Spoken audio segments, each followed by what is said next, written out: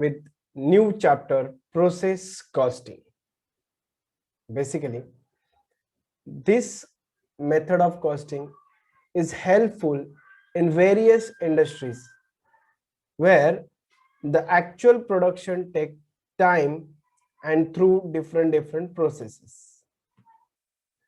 Basically, whenever we are talking about process costing, we need to understand that process costing is a method of costing used in industries where the material has to pass through two or more processes for being converted into a final product. So raw material is going to be converted into final product by passing on two or more process. So it is defined as a method of cost accounting whereby costs are charged to processes or operations and average over unit produced. It's simple that every process is going to be charged and a separate account for each process is opened and all expenditure pertaining to a process is charged to the process account. Every time you will get a process number 1, process number 2, whatever the name of that process, that account will be prepared. And such type of costing method is useful in manufacturing of products like steel, paper, medicine, soap, chemical, rubber, vegetable oil, paints, varnish, etc. Why? Because these all manufacturing units required step-by-step process for production, where the production process is continuous and output of one process become the input of the following processes till completion. This line is very essential, very important, that output of one process is becomes the input of the following process till the completion. So suppose process 1, output of process 1 is input for process 2, in output of process 2 will be input of process 3. So this should be a line, because when we are starting with the raw material, after that goes to process 1 and the process 1 pass on to the process 2, process 2's output pass on to process 3, and finally we are reaching up to finished goods. This is how we can get a process. हम लोग आपको एक example बताना चाहेंगे oil field का, where हम लोग coconut oil अगर बनाना चाहेंगे तो कोकोनट ऑयल बनाने के लिए हमें रॉ लगेगा coconut, raw material is a coconut, and for that we need to go with the first process. Say for example we want to process for the coconut oil. So coconuts are our raw materials, and the first process will be like crushing. I can say crushing process. It requires to crush first. So crushing process से हमारा crude oil बनेगा. Crushing process से क्या मिलेगा? Crude oil. और उस crude oil को crushing के बाद refining process, refined करना पड़ेगा. So crushing के बाद refining process. So first will be crushing process, other will be refining process. So refined oil, first process से हमें क्या मिलेगा? Crude oil. We will get it crude oil. First process का जो output कम रहेगा, output रहेगा, that will be called as crude oil. जो crude oil second process, that is refining process में input हो जाएगा. So refining process से refined oil मिलेगा. क्या मिलेगा? Refined oil. So crushing के बाद refining, so refined oil मिलेगा. ये refined oil process 3 finishing process. So finishing में क्या होगा? Like हम लोग बॉटल में भर देंगे, उसको बेचने के लिए तैयार करना है, हमें पैकिंग करना है, लेबलिंग करना है, everything will be done over there. So that will be your finished oil, or you can say ready to dispatch. So coconuts को, रॉ मटेरियल को हमने प्रोसेस किया, process 1 was crushing oil, crushing process में crude oil निकला, crude oil process 2 finishing process का input बना and refined, okay, finishing के लिए गया, फिनिशिंग प्रोसेस से वो फिनिश गुड्स तैयार हो गया एंड रेडी टू डिस्पैच, और we can say ready to sell. So this is how the process costing is going on. This was an example with the coconut oil. So here we are finally getting coconut oil. So coconut to coconut oil का जो process था, process 1 2 3, crushing, refining, finishing, सो ये हम लोगों ने देखा. Now every process, process 1 2 3, whatever will be the process, every process need to prepare with the account, and when we are preparing the account, when accounting comes, the matter of debit and credit comes. So we need to understand the debit side and credit side in case of process accounts. For debit side we need to follow me, and for credit side we need to follow no, and finally T. So that means me not. We need to understand this shortcut. For process costing, we need to follow me not. MENOT. That is called me not. M stand for, here, M stand for materials. Every kind of materials, raw material, input material, direct, indirect material. E stand for all kind of expenses like wages, production overheads, and anything. So all kind of expenses. E stand for all kind of expenses. This will be your debit side. So in our process account, we are following debit side with material and all kind of expenses. And for what about N? N stand for normal loss. N stand for normal loss. Thereafter O stand for output. These are the two another columns, two other items in the process accounts credit side. So normal loss, most of the cases, always, or we can say in the form of percentage, always in the form of percentage. We are getting this in the form of percentage. Normal loss in percentage. Output most of the times in the form of quantity.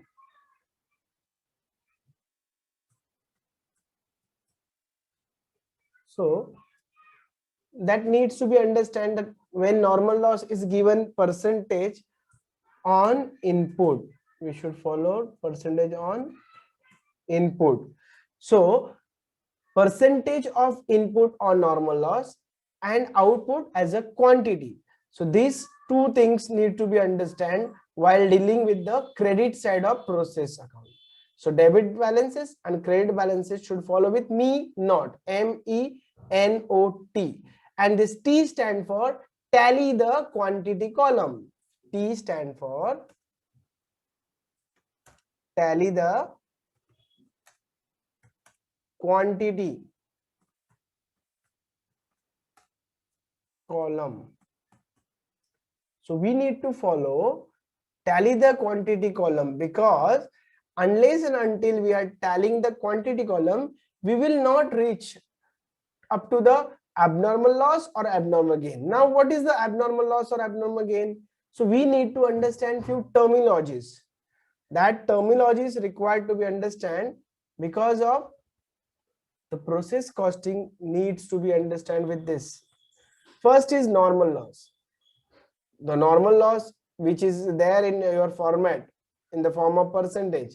Normally her process में हम लोग जितना production में input डालने वाले हैं उसमें से कितना ऑयल निकलने वाला है, उस ऑयल से हमने कोकोनट का एग्जांपल डाला था, तो 100 किलो मैं अगर रॉ मटेरियल डालता हूं तो क्रशिंग प्रोसेस करने के बाद उससे जो क्रूड ऑयल आएगा that may not be 100 or more than 100, it will always less than 100, but up to certain extent we need to understand how much will be the normally comes as an output. Sometimes this normal loss is understand with the different way as a output.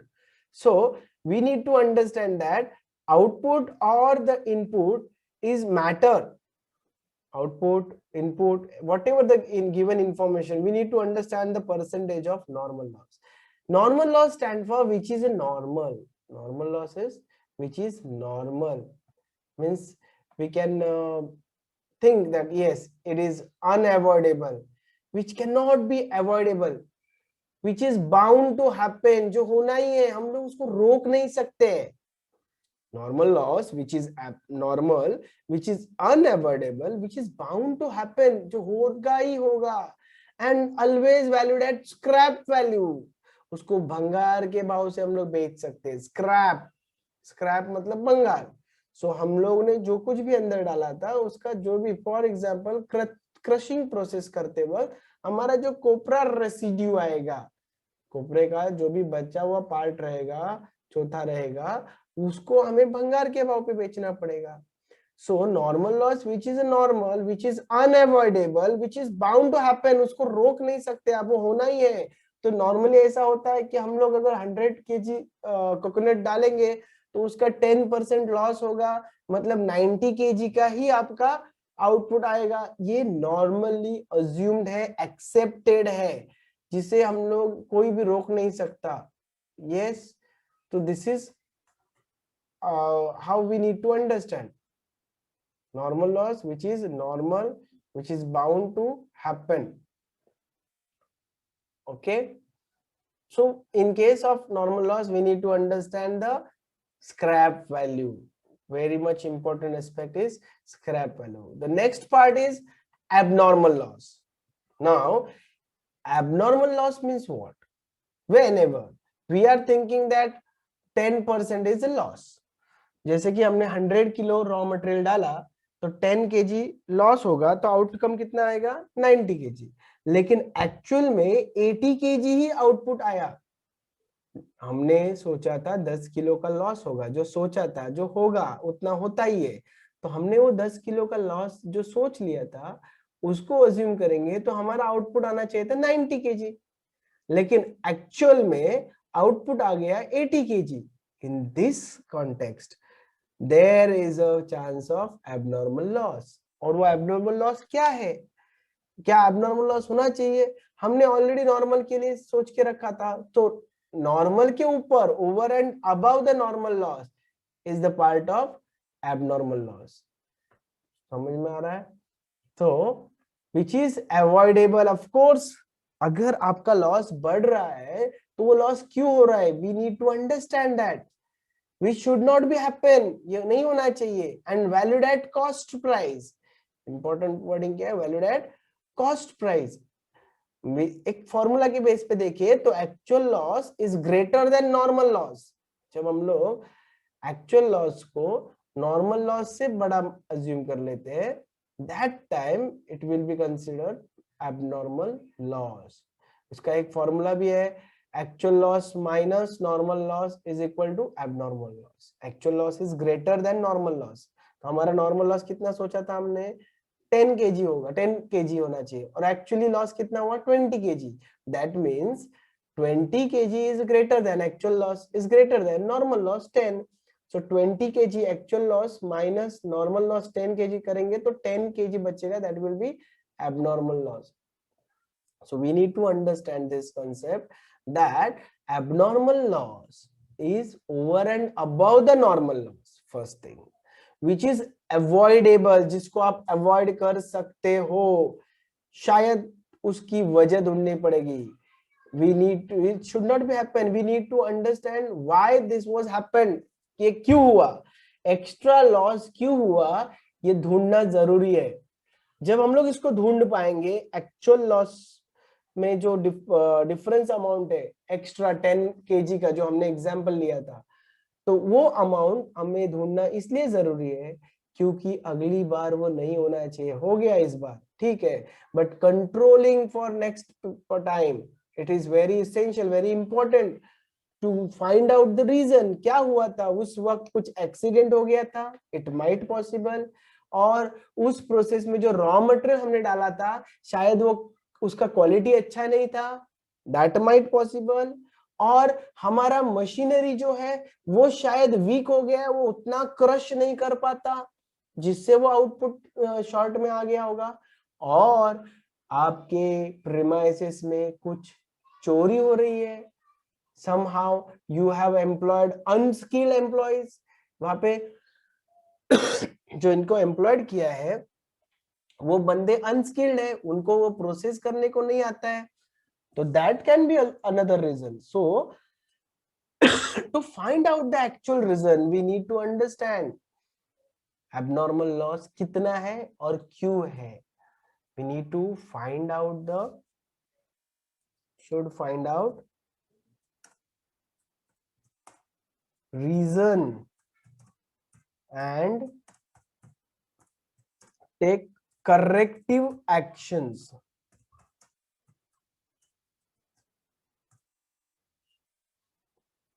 बहुत ज्यादा जरूरी है कि हमें उसका reason पता होना चाहिए, why this was happen and उसका सॉल्यूशन क्या है. The next part is abnormal gain. Abnormal gain क्या होता है? Which is quite opposite of abnormal loss. आपको लॉस हो गया, उसकी जगह पे गेन. गेन क्या होगा? When your actual loss is less than normal loss. Say for example, हम लोगों ने सोचा था कि हमारा लॉस जो है वो तो 10 kg पकड़ा था हमने, लेकिन एक्चुअल में ऐसा हुआ 100 किलो डालने के बाद 95 किलो का शायद क्या आ गया, आउटपुट आ गया, ऑयल आ गया. सो हमारा तो लॉस 5 किलो ही हुआ, हमने तो 10 किलो के लिए मन बना लिया था, माइंडसेट था ऑलरेडी. सो नॉर्मल उतना लॉस था. अगर ऐसा हुआ इसका मतलब ये हुआ कि आपका normal loss is greater than actual loss, तो normal loss minus actual loss is equal to abnormal gain. जब हम लोग ये टैली द क्वांटिटी कॉलम करते हैं then we came to know that whether abnormal loss और एबनॉर्मल गेन. एबनॉर्मल लॉस कब possible होता है?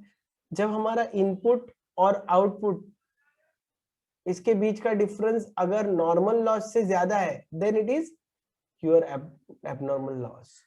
और इनपुट और आउटपुट में आउटपुट और नॉर्मल लॉस ज्यादा होगा इनपुट से, तो ऐसे केसेस में एबनॉर्मल गेन होगा. So abnormal gain again valued at scrap value, valued at scrap value. इसमें भी कभी कभी आपको देखना पड़ेगा कि ये क्यों हुआ और क्या ये कंटिन्यूसली हो सकता है, कि हमने जो 10% एबनॉर्मल नॉर्मल लॉस अज्यूम्ड किया है वो क्या शायद हम लोग उसको रिड्यूस कर सकते हैं. If yes, then very good. We should go for it. So whenever we are thinking about quantity, we need to understand the concept of normal loss, abnormal loss, and abnormal gain, because these things are having something to calculate. Like normal loss is valued at scrap value, abnormal loss and abnormal gain are valued at cost price. After this, we need to understand the cost price, that is called CPU, the concept of cost per unit, in short CPU. So we need to understand the concept of CPU, cost per unit. So how we are calculating this cost per unit? The formula will be total cost. Total cost means what? The total of your debit side. आपके process account का debit side में जो total cost है, क्योंकि debit में हमने क्या लिखा? All kind of expenses and material. So total cost minus scrap value, total cost minus scrap value of input quantity, input quantity, total cost minus scrap value of input quantity upon we need to find out upon total input quantity, एक simple formula है, cost को हम लोग quantity से divide करने वाले, लेकिन कौन से कॉस्ट को? Total cost minus scrap value. Scrap में भंगार में जितना भी आपको पैसा रिकवर हुआ वो माइनस करके आपको मिलेगा वो टोटल कॉस्ट मिलेगा। So total input quantity, total input quantity minus quantity of normal loss. So we need to understand cost per unit CPU is equal to total cost minus scrap value of input quantity upon total input quantity minus quantity of normal loss। ये कौन सा चीज हमें कहाँ पे मिलेगा?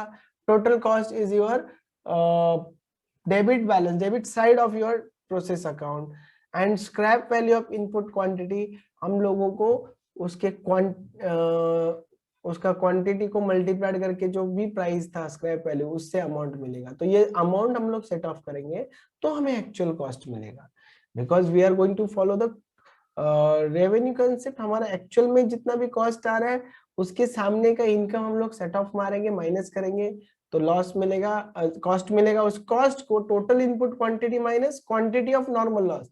जब हम लोग इनपुट क्वांटिटी में से, टोटल इनपुट क्वांटिटी में से जब हम लोग quantity of normal loss less करते हैं तो हमें आउटपुट मिलता है, विच इज वेरी सिंपल।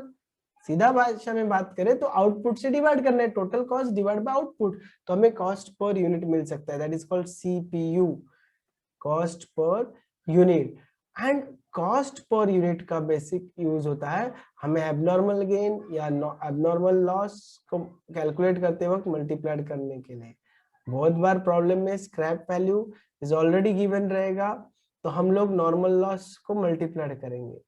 सो जब भी हम लोग कोई प्रोसेस अकाउंट बनाते हैं, say for example I am preparing one process account, say process one account.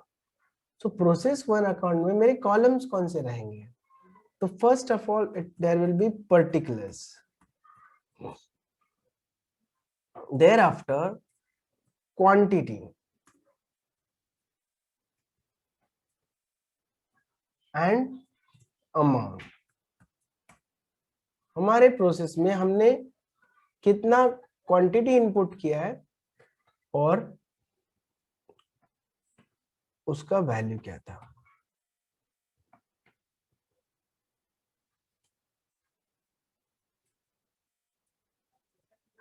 सो हमारा प्रोसेस अकाउंट का जो डेबिट बैलेंस है और जो क्रेडिट बैलेंस है, ये जो प्रोसेस अकाउंट रहेगा उसके डेबिट में और उसके क्रेडिट में हम लोग कौन से कॉलम्स का इस्तेमाल करते हैं। It will be like this.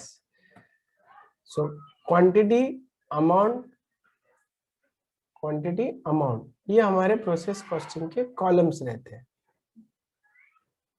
Say if I am doing it with all borders, so this kind of process account will be prepared। उसके डेबिट में हम लोग स्टार्ट कर देंगे to materials introduce.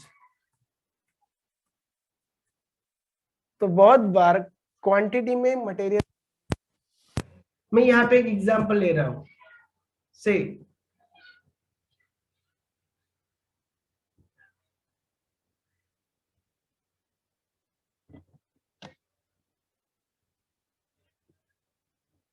so material, when I am talking about material introduce, मैं यहाँ पे एक अमाउंट ले लेता हूं। Suppose if I am introducing quantity, एक हम लोग रैंडम इलस्ट्रेशन अज्यूम कर रहे हैं, मटेरियल इंट्रोड्यूस से 1000 kg। सो 1000 kg में इनपुट कर रहा हूं मैं, क्वांटिटी को इधर स्पेसिफाइड करता हूं in the form of kg, so no need to write over here। so 1000 kg का मटेरियल इंट्रोड्यूस हो रहा है और जिसका पर kilo at the rate of 20 है। हमने क्या अज्यूम किया, पर किलो 20 रुपीज रेट पकड़ा, सो 20,000 का अमाउंट बनेगा। सो अमाउंट के कॉलम में 20,000 is as a material introduce. Material के बाद टू इनडायरेक्ट मटेरियल, ये तो डायरेक्ट था, इनडायरेक्ट मटेरियल रिक्वायर्ड, उसके लिए बोला ये 3,000 का अमाउंट पकड़ लेते हैं। Thereafter wages 5,000 रुपीज का खर्चा हो गया। Then to production overheads,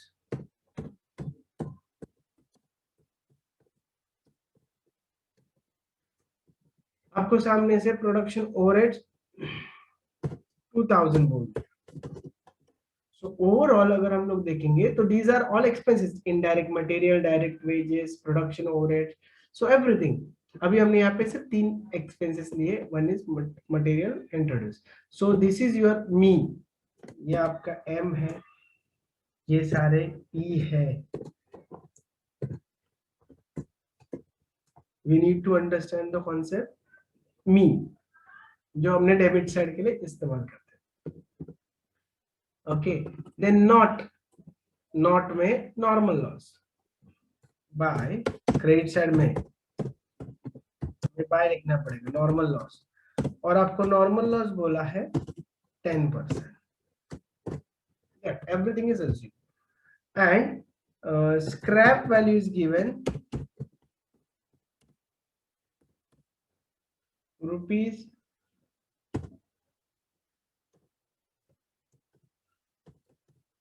₹1 per kg. So everything is given. So 10% of normal loss हमेशा किसका होता है? 10% of input quantity. तो हमारा input quantity कितना है? 1000. 1000 का 10% कितना आएगा? 100. So हमारा quantity 100 रहेगा. So 100 को 1 से मल्टीप्लाई करेंगे, amount will be 100. So this is how we are following. So me not में से n आपको मिल गया, बराबर है, that is normal loss. O, जब भी प्रॉब्लम में थोड़ा जाके नीचे लिखा है, O स्टैंड फॉर आउटपुट, और हम लोग अज्यूम करेंगे कि हम लोगों को आउटपुट 850 यूनिट्स बोल दिया। हम लोगों को आउटपुट कितना बोला? 850 यूनिट्स बोल दिया सामने से, हमें और कुछ नहीं करना है। इट इज गिवन, आउटपुट में यहाँ पे मेंशन करता हूँ, इट वाज गिवन। ऐसे सर्कमस्टेंसेस में ये मेरा O है, O stand for output, O stand for output, and everything is given. Debit side में मी है, क्रेडिट साइड में नो है, then go for T, or T stand for tally the quantity column, tally the quantity column, only quantity. तो let's see debit side का quantity का column का amount कितना है और क्रेडिट साइड का क्वांटिटी का कॉलम का अमाउंट कितना है। If you are make a casting, totalling करेंगे तो हमें मिलेगा डेबिट साइड 1000 है, विच इज क्वाइट हायर, बराबर है। डेबिट साइड में 1000 क्वांटिटी है, जिसको हम लोग अज्यूम करेंगे वही बड़ा है। सो ये 1000 को हम लोग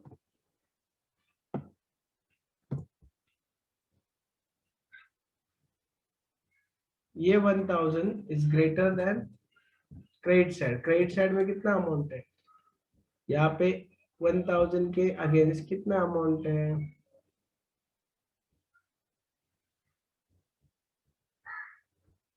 ये 1000 में से 850 एंड 100 दोनों को माइनस करेंगे। 850 और 100 का डिफरेंस कितना आता है?